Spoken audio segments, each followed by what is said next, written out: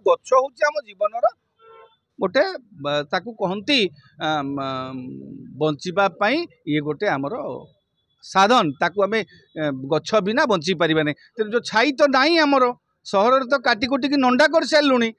तेणु जो अंचल एबठू अंतत भविष्य ये तो ये जो खरा बढ़ आज एतिकी बढ़ आगू को आहरी भी बढ़वार आशंका अच्छी।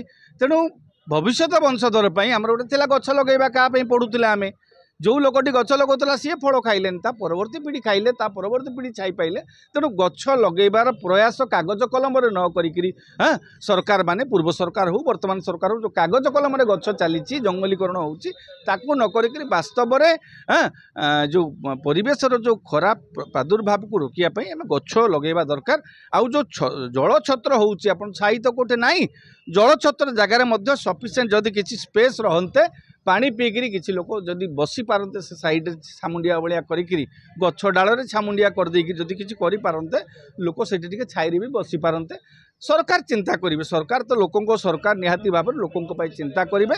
आम आशा करवा मुख्यमंत्री राज्य सरकार पाखर जे प्रति जो खरा को प्रतिहत करने जहाँ आवश्यक जमी कौन जड़े लोक अंशुघातर आघात न सह से राज्य सरकार तरफ आ लोक मैंने भी सतर्क रहा दरकार। सरकार तांको दायित्व करेंगे लोक मैंने भी अंशुघातर मुक्ति पाइबापी खरा समय अनावश्यक बाहर को आसवा दरकार नहीं।